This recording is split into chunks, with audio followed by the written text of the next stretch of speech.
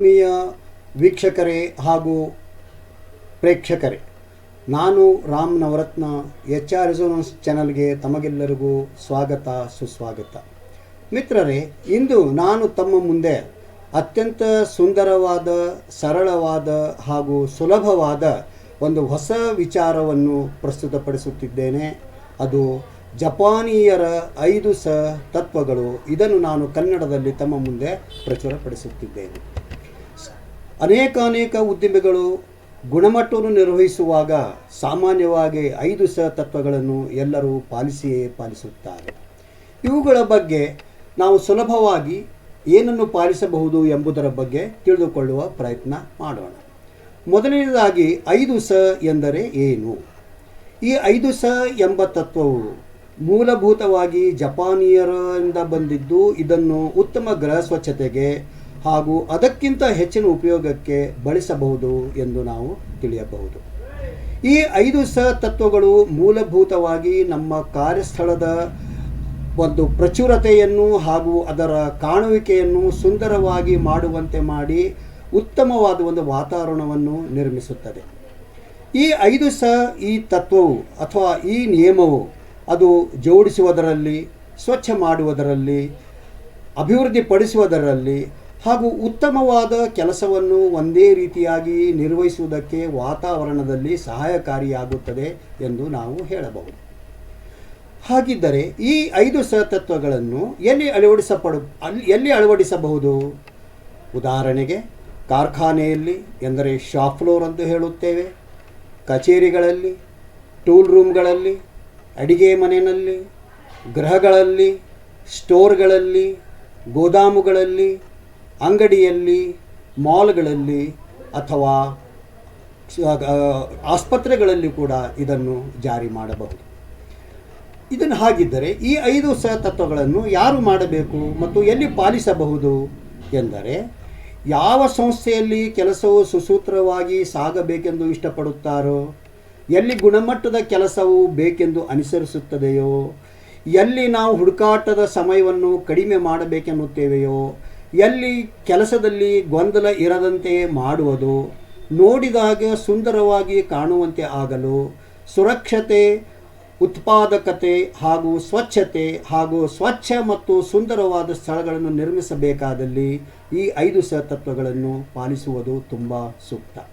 ಇದನ್ನು ನಿರಂತರವಾಗಿ ಸಂಸ್ಥೆಯಲ್ಲಿ ಹಾಗೂ ರಿಪೇರಿಯ ಕೆಲಸಗಳಲ್ಲಿ, ಎಂದರೆ ಮೇಂಟೆನೆನ್ಸ್ನಲ್ಲಿ ಮತ್ತು ಸ್ಥಳಗಳನ್ನು ಸ್ವಚ್ಛ ಮಾಡುವುದರಲ್ಲಿ ಇದನ್ನು ಉಪಯೋಗಿಸಬಹುದು. ಹಾಗಿದ್ದರೆ ಈ ತತ್ವಗಳು ಎಲ್ಲಿವೆ, ಇವು ಎಂದರೆ ಏನು ಎಂಬುದನ್ನು ನಾವು ಸ್ವಲ್ಪ ವಿವರವಾಗಿ ನೋಡುವ.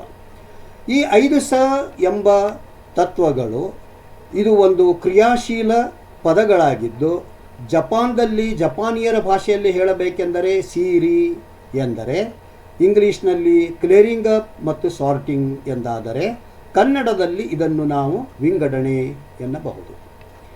ಎರಡನೆಯ ತತ್ವ ಸೀಟನ್, ಜಪಾನಿಯದು ಆದರೆ ಆರ್ಗನೈಸಿಂಗ್, ಕನ್ನಡದಲ್ಲಿ ಅದನ್ನು ಜೋಡಣೆ ಎಂದು ಹೇಳಬಹುದು.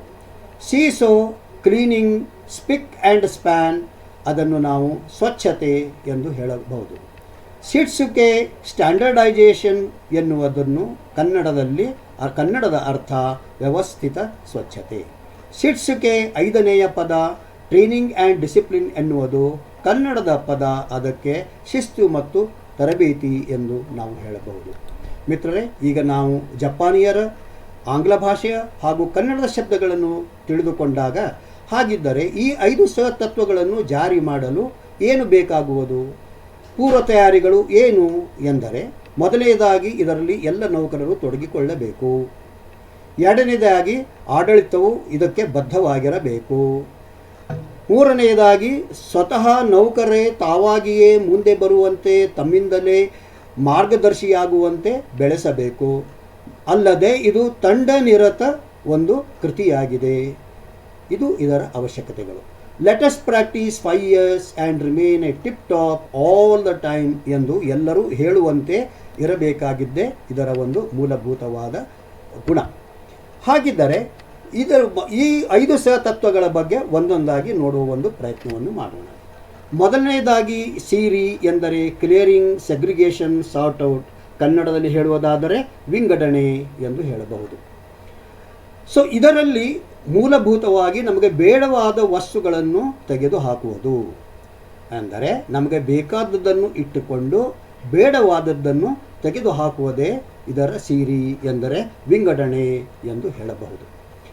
ಇದನ್ನು ಪ್ರಾರಂಭಿಸಬೇಕಾದಾಗ ಮೊದಲು ಇರುವ ಸ್ಥಿತಿಯ ಬಗ್ಗೆ ಒಂದು ಚಿತ್ರೀಕರಣವನ್ನು ಮಾಡಬೇಕು, ಎಂದರೆ ಫೋಟೋವನ್ನು ತೆಗೆದಿಟ್ಟುಕೊಳ್ಳಬೇಕು. ಅದಾದ ನಂತರ ನಮಗೆ ಬೇಕಾದ ಮತ್ತು ಬೇಡವಾದ ವಸ್ತುಗಳನ್ನು ಎಲ್ಲ ಝೋನ್ಗಳಿಂದ ತೆಗೆದುಹಾಕುವುದು, ಬೇಕಾದದ್ದನ್ನಷ್ಟೇ ಬೇಡವಾದದ್ದನ್ನಷ್ಟೇ ಟ್ಯಾಗ್ಗಳನ್ನು ಹಾಕಿ ಇಡುವುದು. ಈಗ ಇವುಗಳ ಒಂದು ಉದಾಹರಣೆ ಹೇಳಬೇಕಾದರೆ, ಉದಾಹರಣೆಗೆ ಕಾರ್ಖಾನೆಯಲ್ಲಿ ಸ್ಕ್ರ್ಯಾಪ್ ಮಷೀನ್ಸ್, ಬೇಡವಾದ ಯಂತ್ರಗಳು, ರಿಜೆಕ್ಟೆಡ್ ಮಟೀರಿಯಲ್ಸ್, ತಿರಸ್ಕೃತ ವಸ್ತುಗಳು, ಜೀವ ಮುಗಿದ ವಸ್ತುಗಳು, ಮುರಿದ ಸಲಕರಣೆಗಳು ಹಾಗೂ ಉಪಕರಣಗಳು, ಪ್ಯಾಲೆಟ್ಸ್ ಮತ್ತು ಡಬ್ಬಗಳು, ಹಳೆಯ ಸೂಚನಾ ಫಲಕಗಳು ಅಥವಾ ಹಾಳೆಗಳು ಹಾಗೂ ತ್ಯಾಜ್ಯ ವಸ್ತುಗಳು ಕಾರ್ಖಾನೆಯಲ್ಲಾದರೆ, ಕಚೇರಿಯಲ್ಲಿ ಉಪಯೋಗಕ್ಕೆ ಬಾರದ ಪೇಪರ್ಗಳು, ಫೈಲ್ಗಳು, ಮುರಿದ ಪೆನ್ಗಳು, ಹಳೆಯ ಡೈರಿಗಳು, ಮುರಿದ ಪೀಠೋಪಕರಣಗಳು, ಕುರ್ಚಿಗಳು, ಟ್ರಾಲಿಗಳು, ಹಳೆಯ ಪೇಪರ್ಗಳು. ಮನೆಯಲ್ಲಿ ಅದು ಹೇಳಬೇಕೆಂದರೆ ಮುರಿದ ಆಟಿಕೆಯ ವಸ್ತುಗಳು, ಹಳೆಯ ಬಟ್ಟೆಗಳು, ಮುರಿದ ಸೂಟ್ಕೇಸ್ಗಳು, ಓಲ್ಡ್ ಪ್ಯಾಕಿಂಗ್ ಕೇಸಸ್ಗಳು ಇತ್ಯಾದಿ ಎಂದು ನಾವು ಇವುಗಳನ್ನು ಹೆಸರಿಸಬಹುದು. ಅಂದರೆ ಈ ಮೊದಲನೆಯ ತತ್ವದಲ್ಲಿ ಸಿರಿ ಎಂದರೆ ಆರ್ಟ್ ಆಫ್ ಥ್ರೋಯಿಂಗ್ ಅವೇ, ನಮಗೆ ಬೇಡವಾದ ವಸ್ತುಗಳನ್ನು ಬಿಸಾಕೋದು. ಈ ಚಿತ್ರದಲ್ಲಿ ತಾವು ನೋಡುವಂತೆ ಎಲ್ಲ ವಸ್ತುಗಳು ಒಂದೇ ಕಡೆಗೆ ತುಂಬಿವೆ. ನಮಗೆ ಬೇಡಾದದ್ದನ್ನು ನಾವು ಈ ರೀತಿ ತೆಗೆದು ಹಾಕಿದಾಗ ಅವು ನಮಗೆ ಹೆಚ್ಚು ಸ್ಥಳ ದೊರೆಯುತ್ತದೆ. ಉದಾಹರಣೆಗೆ ಹೇಳಬೇಕೆಂದರೆ ಈ ಟೂಲ್ ಶ್ಯಾಡೋ ಬೋರ್ಡ್ನಲ್ಲಿ ಇಲ್ಲಿ ಎಲ್ಲ ವಸ್ತುಗಳು ಎಲ್ಲೆಂದರಲ್ಲಿ ತುಂಬಿವೆ. ಅವುಗಳನ್ನೇ ಅಚ್ಚುಕಟ್ಟಾಗಿ ಜೋಡಿಸಿಟ್ಟಾಗ ಬೇಡವಾದನ್ನು ತೆಗೆದಾಗ ಸುಂದರವಾಗಿ ಕಾಣುತ್ತಿದೆ. ಅದೇ ಪ್ರಕಾರ ಎರಡನೆಯ ಚಿತ್ರದಲ್ಲಿ ಇಲ್ಲಿ ವಸ್ತುಗಳು ತುಂಬಿವೆ, ಅವನ್ನು ಬೇಡಾದದ್ದು ತೆಗೆದಾಗ ಈ ರೀತಿಯಾಗಿ ಸುಂದರವಾಗಿ ಕಾಣುತ್ತದೆ.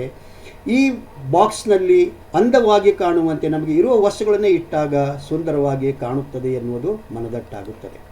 ನಿಮಗೆ ಇದರ ಇನ್ನೊಂದು ಉದಾಹರಣೆ ಕೊಡಬೇಕೆಂದರೆ ಇಲ್ಲಿ ಅನೇಕ ಸಂಖ್ಯೆಗಳಿವೆ, ಆದರೆ ಈ ಸಂಖ್ಯೆಗಳು ಸರಿಯಾದ ಒಂದು ರೀತಿಯಲ್ಲಿ ಅಥವಾ ಕ್ರಮದಲ್ಲಿ ಇಲ್ಲ. ಇಲ್ಲಿ ಬೇರೆ ಬೇರೆ ಅಂಕೆಗಳು ಬೇರೆ ಬೇರೆಯಲ್ಲಿ ಸೇರುವುದರಿಂದ ಅವುಗಳನ್ನೆಲ್ಲ ಒಂದೇ ರೀತಿಯಲ್ಲಿ ಒಂದೇ ಅಡಿಯಲ್ಲಿ ತರಬೇಕಾದಾಗ ಅದನ್ನು ನಾವು ಸಾರ್ಟಿಂಗ್, ವಿಂಗಡಣೆ, ವ್ಯವಸ್ಥಿತ ವಿಂಗಡಣೆ ಎಂದು ಹೇಳಬಹುದು. ಅದೇ ಪ್ರಕಾರ ಇಲ್ಲಿ ಅನೇಕ ಕಚೇರಿಯ ಫೈಲ್ಗಳು ಇವೆ. ಈ ಫೈಲ್ಗಳು ಪ್ರತಿ ಪ್ರತಿ ಜೋಡಿಸಿಡಲಾಗಿದೆ. 14, 15, 16, 17, 18ನೇ ವರ್ಷಕ್ಕೆ ಈ ರೀತಿಯಾಗಿ ಜೋಡಿಸಿಟ್ಟಾಗ ನಮಗೆ ಬೇಕೆಂದಾಗ ಅವು ದೊರೆಯುತ್ತದೆ, ಅವುಗಳ ಉಪಯೋಗ ಚೆನ್ನಾಗಿ ಆಗುತ್ತದೆ ಎನ್ನುವುದೇ ಸಿರಿ ಎಂದರೆ ವಿಂಗಡಣೆಯ ತತ್ವ.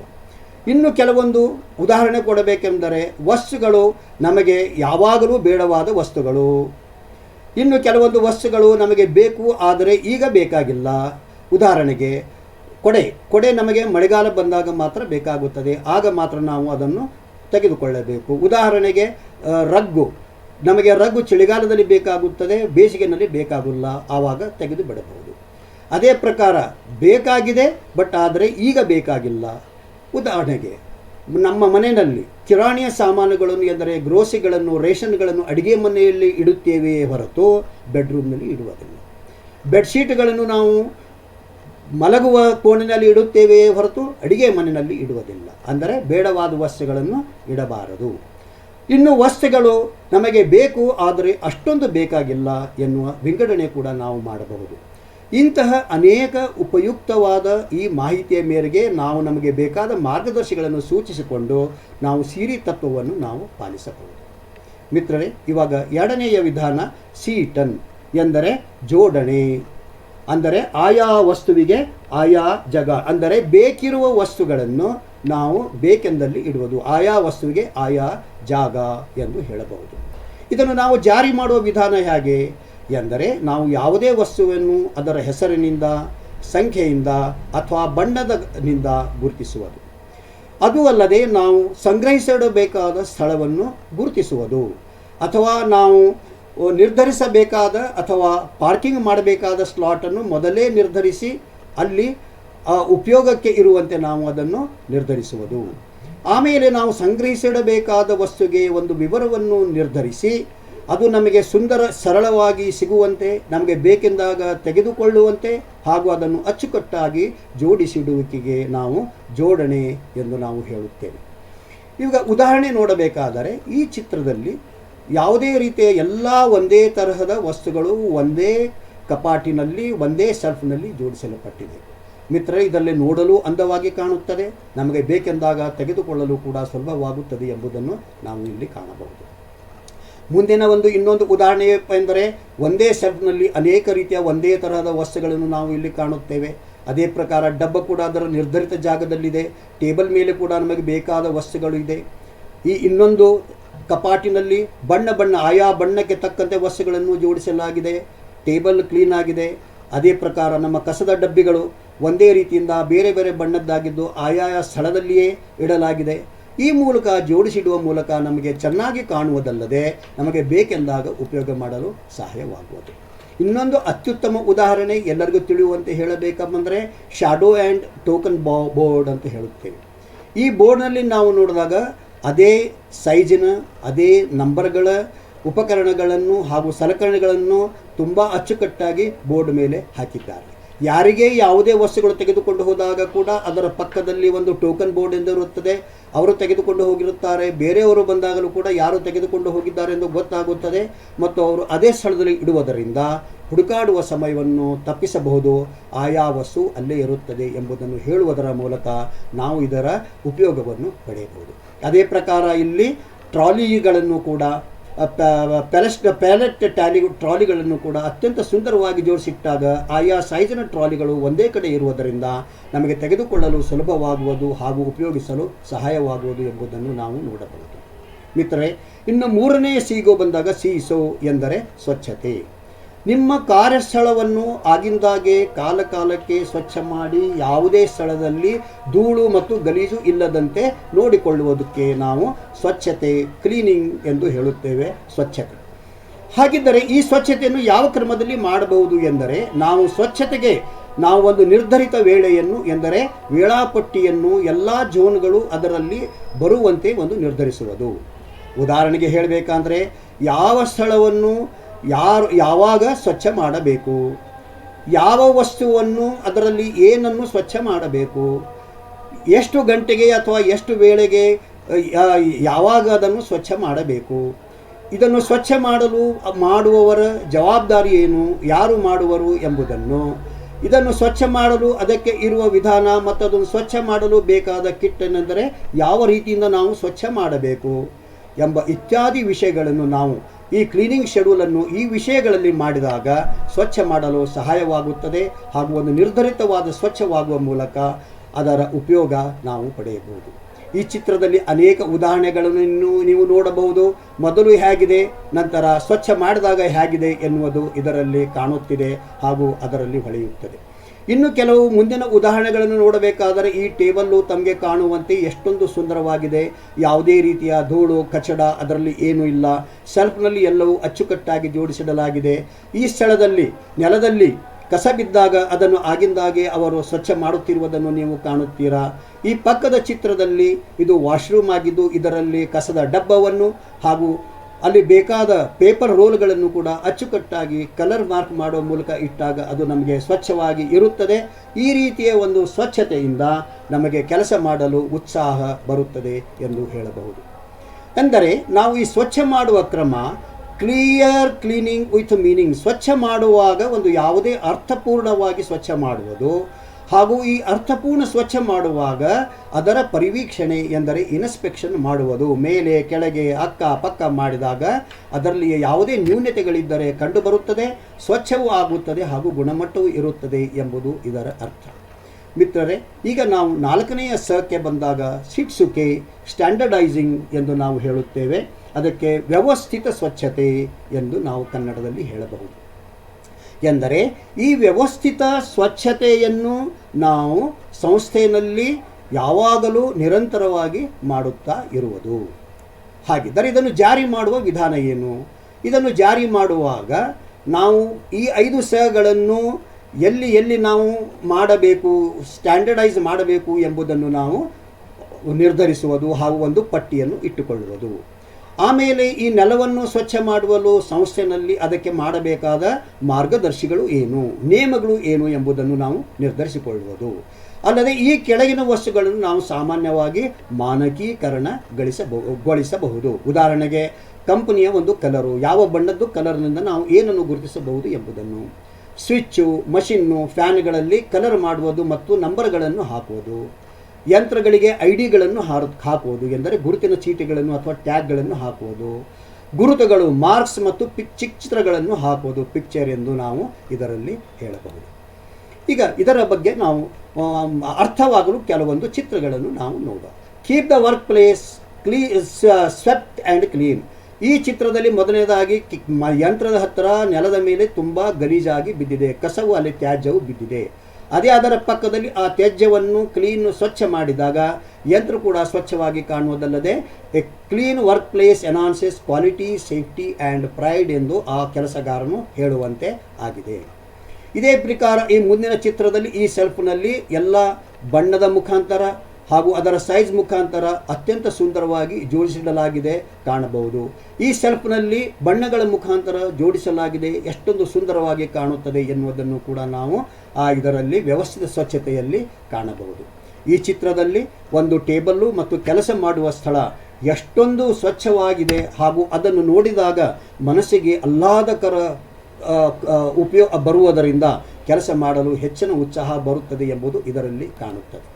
ಮಿತ್ರರೇ, ನಮ್ಮ ಮುಂದಿನ 5ನೆಯ ಜಪಾನಿಯರ ತತ್ವ ಶಿಟ್ಸುಕೆ ಎಂದರೆ ಶಿಸ್ತು ಮತ್ತು ತರಬೇತಿ ಎಂದರೆ ಇದರಲ್ಲಿ ಅಳತೆಗೋಲು ಹಾಗೂ ಅದನ್ನು ನಿರ್ವಹಿಸುವುದು ಅಲ್ಲದೆ ನಾವು ನಿರಂತರವಾಗಿ ಈ ಕ್ರಮವನ್ನು ನಾವು ತರಬೇತಿ ಮತ್ತು ಶಿಸ್ತಿನ ಮೂಲಕ ಜಾರಿಗೊಳಿಸುವುದು.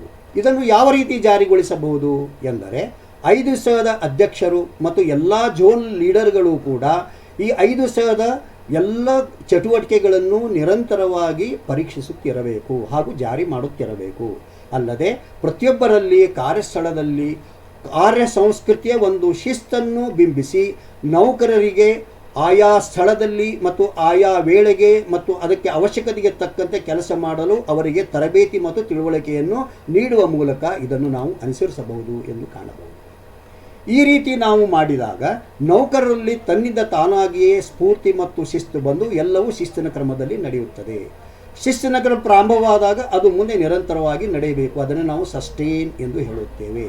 ಈ ಚಿತ್ರದಲ್ಲಿ ನೋಡಿದಾಗ ಎಲ್ಲ ವಸ್ತುಗಳು ಆಯಾ ಸ್ಥಳದಲ್ಲಿ ಎಲ್ಲರೂ ಪಾಲಿಸುವುದರಿಂದ ಅಲ್ಲಿಯೇ ಇದೆ ಎಂದರೆ ಒಂದೇ ಮಾತಿನಲ್ಲಿ ಹೇಳಬೇಕೆಂದರೆ ಸಂಸ್ಥೆಯ ಎಲ್ಲ ನೌಕರರು ಎಲ್ಲ ಸದಸ್ಯರು ಒಂದೇ ಭಾಷೆಯನ್ನು ಯಾವಾಗಲೂ ಮಾತನಾಡುತ್ತಿರಬೇಕು. ಅಂದರೆ ಕೆಲಸದ ವಿಷಯದಲ್ಲಿ ಅದನ್ನು ನಾವು ಶಿಟ್ಸುಕೆ ಶಿಸ್ತು ಎಂದು ಹೇಳಬಹುದು. ಹಾಗಾದರೆ ಈ ಶಿಸ್ತುಗಳು ಮತ್ತು ಈ 5 ಶಿಟ್ಸುಕೆ ಬಂದಾಗ ನಾವು ಇದರ ಬಗ್ಗೆ ಇದು ಜಾರಿ ಮಾಡಿದ್ದೇವೆಯೇ ಇಲ್ಲವೇ ಎಂಬುದನ್ನು ತಿಳಿದುಕೊಳ್ಳಲು ನಮಗೆ ನಾವೇ ಪ್ರಶ್ನಿಸಿಕೊಳ್ಳಬೇಕಾದ ಪ್ರಶ್ನೆಗಳು. ಒಂದು ವೇಳೆ 4 ಸ ಜಾರಿ ಮಾಡಿದ್ದರೆ 5 ಸ ಅದು ಸರಿಯಾಗಿ ನಡೆಯುತ್ತಿದೆ, ನಾವು ಅದನ್ನು ಪರೀಕ್ಷಿಸುತ್ತಿದ್ದೇವೆ. ಆಮೇಲೆ ಈ ಸಗಳನ್ನು ಪಾಲಿಸುವಾಗ ಎಲ್ಲ ಜನರು ಅದರಲ್ಲಿ ತಾವಾಗಿಯೇ ಯಾವುದೇ ರೀತಿಯಿಂದ ಹೇಳಿಸಿಕೊಳ್ಳದೆ ತಾವಾಗಿಯೇ ತೊಡಗಿದ್ದಾರೆಯೇ, ಎಲ್ಲರೂ ಕೆಲಸದ ವೇಳೆಯಲ್ಲಿ ತಾವಾಗಿಯೇ ಬಂದು ಮಾಡುತ್ತಾರೆ, ಎಲ್ಲರಲ್ಲಿಯೂ ಸ್ವಯಂ ಶಿಸ್ತು ಈ ಕೆಲಸ ಮಾಡುವಾಗ ಬಂದಿದೆಯೇ ಅಥವಾ ಅಳವಡಿಸಿಕೊಂಡಿದ್ದಾರೆಯೇ ಎಂಬುದನ್ನು. ಉದಾಹರಣೆಗೆ ಹೇಳಬೇಕಾದರೆ ನಮ್ಮ ಟ್ರಾಫಿಕ್ ಸೇಫ್ಟಿ ರೂಲ್ಸ್ ಎಂದರೆ ಟ್ರಾಫಿಕ್ ಸಂಜ್ಞೆ. ಈ ಟ್ರಾಫಿಕ್ ಸಂಜ್ಞೆ ನಾವು ರೋಡಿನಲ್ಲಿ ಪ್ರಯಾಣ ಮಾಡುವಾಗ ಅದು ಒಂದು ವೇಳೆ ಕೆಂಪಾಗಿ ಬಂದರೆ ನಾವು ಆಗಿಂದಾಗಲೇ ನಾವು ನಿಲ್ಲಿಸುತ್ತೇವೆ. ಬೇರೆ ಬೇರೆ ಸಿಗ್ನಲ್ಗಳು ಬಂದಾಗ ನಾವು ಅದನ್ನು ಪಾಲಿಸುತ್ತೇವೆಯೋ ಹೇಗೆ ಅಂದರೆ ಅದು ನೋಡಿದಾಗ ಎಲ್ಲರಿಗೂ ಅರ್ಥವಾಗುತ್ತದೆ, ನಾವು ಅದೇ ಪ್ರಕಾರ ಹೋಗುತ್ತೇವೆ. ಈ ರೀತಿಯ ಒಂದು ಕಾರ್ಯ ಸಂಸ್ಕೃತಿಯು ನೌಕರರಲ್ಲಿ ಬಂದಾಗ ಅದು ಮುಂದೆ ನಡೆಯುತ್ತದೆ, ಸಮರ್ಪಕವಾಗಿ ಸಾಗುತ್ತಿದೆ, ಎಲ್ಲರೂ ಪಾಲಿಸುತ್ತಿದ್ದಾರೆಯೇ, ಏನಾದರೂ ತಪ್ಪುಗಳು ಆಗುತ್ತಿದೆಯೇ ಎಂಬುದನ್ನು ಪರೀಕ್ಷಿಸಲು ಅದಕ್ಕೊಬ್ಬರು ಒಂದು ತಂಡವಾಗಲಿ ಅಥವಾ ಜನರಾಗಲಿ ಇರಬೇಕು. ಉದಾಹರಣೆಗೆ ನಾವು ರೋಡ್ನಲ್ಲಿ ಹೋಗುವಾಗ ಟ್ರಾಫಿಕ್ ಪೊಲೀಸ್ ಇರುತ್ತಾರೆ. ನಾವು ಟ್ರಾಫಿಕ್ ಪೊಲೀಸರನ್ನು ನೋಡಿದಾಗ ವಸ್ತು ಇಲ್ಲಿ ಸರಿಯಾಗಿ ನಡೆಯುತ್ತಿದೆ ಎಂದು ನಮಗೆ ಅನುಭವವಾಗುತ್ತದೆ. ಮಿತ್ರರೇ, ಈ ಉದಾಹರಣೆಯಿಂದ ತಮಗೆ ಈ ಶಿಸ್ತು ಮತ್ತು ತರಬೇತಿ ಯಾವ ರೀತಿಯಿಂದ ನಡೆಯುತ್ತದೆ ಎಂಬುದು ಅರ್ಥವಾಗಿರಲು ಸಾಕು ಎಂದು ಭಾವಿಸಿದ್ದೇನೆ. ಒಟ್ಟಿನಲ್ಲಿ ಹೇಳಬೇಕೆಂದರೆ ಈ 5 ಸ ಎಂದರೆ ಆಯಾ ವಸ್ತುವಿಗೆ ಆಯಾ ಸ್ಥಳ ಎಂದು ಒಂದೇ ಮಾತಿನಲ್ಲಿ ಹೇಳಬಹುದು. ಹಾಗಿದ್ದರೆ ಈ 5 ತತ್ವಗಳನ್ನು ಪಾಲಿಸಲು ಹಾಗೂ ಯಶಸ್ವಿಯಾಗಲು ಏನು ಕಾರಣ ಎಂದರೆ, ಅಥವಾ ಯಾವ ವಿಷಯಗಳು ಗಣ್ಯವಾಗುತ್ತವೆ ಎಂದರೆ, ಸಮಸ್ತ ನೌಕರರು ಈ ಕ್ರಿಯೆಯಲ್ಲಿ ತೊಡಗಿಕೊಳ್ಳಬೇಕು. ಅದು ತರಬೇತಿಯ ಮೂಲಕ, ಪರಿವೀಕ್ಷಣೆಯ ಮೂಲಕ ಹಾಗೂ ದಿನದಿಂದ ದಿನಕ್ಕೆ ನಾವು ಪರೀಕ್ಷಿಸುವಂತೆ ಇರುವಲ್ಲಿ ಅದು ಯಶಸ್ವಿಯಾಗಬೇಕು. ಎರಡನೇದಾಗಿ, ಸಂಪೂರ್ಣ ಗುಣದ ಮಟ್ಟ ಅಥವಾ ಸಂಪೂರ್ಣ ಗುಣದ ತತ್ವ ಅಥವಾ ನಿರ್ವಹಣೆ ಎಂದರೆ ಇಂಪ್ರೂವ್ ಓನರ್ಶಿಪ್. ಎಲ್ಲರೂ ಇದು ನನ್ನ ಕೆಲಸ, ನನ್ನದು ಎಂದು ಭಾವಿಸುವಂತಾಗಬೇಕು. ಆಗ ಈ ತತ್ವಗಳು ಹಾಗೂ ಈ ತತ್ವ ಸಂಪೂರ್ಣವಾಗಿ ಜಾರಿಯಾಗುತ್ತವೆ ಹಾಗೂ ಸರಳವಾಗಿ ಹೋಗುತ್ತವೆ. ಮಿತ್ರರೇ, ಈಗ ನಾವು 5 ಎಂದರೆ ಏನು, ಅವುಗಳ ತತ್ವವೇನು, ಯಾಕೆ ಪಾಲಿಸಬೇಕು, ಹೇಗೆ ಪಾಲಿಸಬೇಕು ಎಂದು ನೋಡಿದಾಗ, ಈಗ ಹಾಗಿದ್ದರೆ ಈ 5 ತತ್ವಗಳ ಇವುಗಳ ಅವಶ್ಯಕತೆ ಏನು ಮತ್ತು ಇವುಗಳನ್ನು ನಾವು ಏಕೆ ಪಾಲಿಸಬೇಕು ಎಂಬುದನ್ನು ನೋಡಬೇಕಾದರೆ, ಈ 5 ತತ್ವಗಳನ್ನು ನಮ್ಮ ಕಾರ್ಯಸ್ಥಳದಲ್ಲಿ ತಂದಾಗ ನಮಗಿರುವ ಅಂತಿಮ ನಿರ್ಧಾರಗಳು ಎಂದರೆ ಡೆಡ್ಲೈನ್ ಅಬ್ಸರ್ವೇಷನ್ಸ್ ನಮಗೆ ನೋಡಲು ಸಹಾಯವಾಗುತ್ತದೆ. ಕಾರ್ಯಸ್ಥಳದಲ್ಲಿ ಸಂತೋಷವನ್ನು ಮಾಡುತ್ತದೆ ಹಾಗೂ ಕ್ರಿಯೆಯು ಉಂಟಾಗುತ್ತದೆ. ಅಲ್ಲದೆ ನಾವು ಮಾಡಬೇಕಾದ ಉತ್ಪಾದನಾ ಕ್ರಿಯೆಯ ವಾಲ್ಯೂಮನ್ನು ನಾವು ಅಲ್ಲಿ ನೋಡಬಹುದು. ಪ್ರತಿಯೊಬ್ಬರೂ ಸಂತೋಷವಾಗಿರುತ್ತಾರೆ, ತಮ್ಮ ಕಾರ್ಯದಲ್ಲಿ ಸಂತೋಷವಾಗಿರುತ್ತಾರೆ ಎಂದರೆ ಜಾಬ್ ಸ್ಯಾಟಿಸ್ಫ್ಯಾಕ್ಷನ್, ಉತ್ತಮ ಗುಣಮಟ್ಟದ ನಿರ್ವಹಣೆ ಸಾಧ್ಯವಾಗುತ್ತದೆ. ಉತ್ಪಾದನೆ ಮತ್ತು ಉತ್ಪಾದಕತೆಯ ಬೆಳವಣಿಗೆ ಹಾಗೂ ಅದರ ಇಂಪ್ರೂವ್ಮೆಂಟ್ ಆಗುತ್ತದೆ. ಮತ್ತು ಅಲ್ಲದೆ ವೆಚ್ಚ ನಿಯಂತ್ರಣ ಮತ್ತು ವೆಚ್ಚ ಕಡಿತ ಆಗಲು ಸಹಾಯವಾಗುತ್ತದೆ. ಈ ಎಲ್ಲ 5 ತತ್ವಗಳನ್ನು ಪಾಲಿಸಿದಾಗ ಈ ವಿಷಯಗಳು ನಮಗೆ ದೊರೆತರೆ ಇನ್ನು ಅದಕ್ಕಿಂತ ನಮಗೆ ಹೆಚ್ಚಿಗೆ ಏನು ಬೇಕು. ಆಗ ಸಂಸ್ಥೆ ಹಾಗೂ ಆ ಕಂಪನಿ ತಾನೇ ಚೆನ್ನಾಗಿ ನಡೆಯುತ್ತದೆ ಎಂದು ಹೇಳಬಹುದು. ಅಂದರೆ ಒಟ್ಟಿನ ಮೇಲೆ ಇವುಗಳ ಉಪಯೋಗ ಹಾಗಿದ್ದರೆ ಇವುಗಳಿಂದ ನಮಗೆ ಆಗುವ ಲಾಭಗಳು ಏನು ಎಂದು ನೋಡುವುದಾದರೆ, ಗುಣಮಟ್ಟ ಹಾಗೂ ನಮಗೆ ನಮ್ಮ ಗ್ರಾಹಕರಿಗೆ ನೀಡಬೇಕಾದ ಡೆಲಿವರಿ, ಅತ್ಯಂತ ಉತ್ತಮವಾದ ಒಂದು ಸುರಕ್ಷತೆ ಹಾಗೂ ಎಲ್ಲ ನೌಕರರಿಗೂ ಕೂಡ ಒಂದು ಸ್ಫೂರ್ತಿ, ಈ ಎಲ್ಲ ಬರುವ ಮೂಲಕ ನಮ್ಮ ಕಾರ್ಯದಲ್ಲಿ ಅದು ಒಂದು ಮೌಲ್ಯವನ್ನು ವೃದ್ಧಿಸುತ್ತದೆ ಎಂದು ಹೇಳಬಹುದು. ಮಿತ್ರರೇ, ಈ ರೀತಿಯ ಈ 5S ಅನ್ನುವುದು ಎಲ್ಲ ವಿಧಾನಗಳಲ್ಲಿ, ಎಲ್ಲ ಸಂಸ್ಥೆಗಳಲ್ಲಿ ಇವುಗಳನ್ನು ತಿಳಿದು ಎಲ್ಲರೂ ಪಾಲಿಸಿದಾಗ ಆ ಸಂಸ್ಥೆಗೆ ತುಂಬ ಉಪಯೋಗವಾಗುವುದರಲ್ಲಿ ಯಾವುದೇ ರೀತಿಯಿಂದ ತೊಂದರೆ ಇಲ್ಲ ಹಾಗೂ ಅದು ಯಶಸ್ವಿ ಆಗುತ್ತದೆ ಎಂದು ಹೇಳುವ ಮೂಲಕ ನನಗೆ ಒಂದು ಚುಟುಕನ್ನು ನೆನಪಾಗುತ್ತದೆ. 5 ಮಾಡು ನಿನ್ನ ಕೆಲಸದಲ್ಲಿ ಬರುವುದು ಆಗ ಸರಸ, ಅನುಸರಿಸಿ ತಿಳಿದುಕೋ ಇವುಗಳ ರಹಸ್ಯ, ಉತ್ತಮ ನಿರ್ವಹಣೆಗೆ 5 ಪೂರಕ ಎಂದು ಹೇಳಬಹುದು.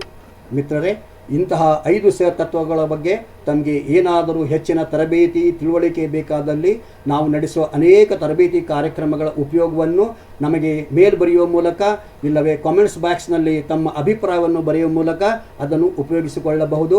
ಮಿತ್ರರೇ, ಕೊನೆಯದಾಗಿ ಹೇಳಬೇಕೆಂದರೆ, ನಾನು ಇಲ್ಲಿವರೆಗೆ ಹೇಳಿದ ಹಾಗೂ ಮಂಡನೆ ಮಾಡಿದ ವಿಷಯ ತಮಗೆ ಉಪಯೋಗವೆನಿಸಿ ಹಾಗೂ ತಮಗೆ ಸಂತೋಷವಾಗಿದ್ದರೆ ಇದರ ಬಗ್ಗೆ ತಮ್ಮ ಕಾಮೆಂಟ್ಸ್ ಬಾಕ್ಸ್ನಲ್ಲಿ ಬರೆಯಿರಿ ಹಾಗೂ ಇದನ್ನು ಎಲ್ಲರಿಗೂ ಕಳಿಸಿಕೊಡಿ ಹಾಗೂ ಇದಕ್ಕೆ ತಪ್ಪದೇ ಸಬ್ಸ್ಕ್ರೈಬ್ ಆಗಲು ಮರೆಯಬೇಡಿ ಎಂದು ಹೇಳುವ ಮೂಲಕ ತಮಗೆ ಧನ್ಯವಾದಗಳು. ತಮಗೆ ಒಳ್ಳೆಯದಾಗಲಿ. All the best.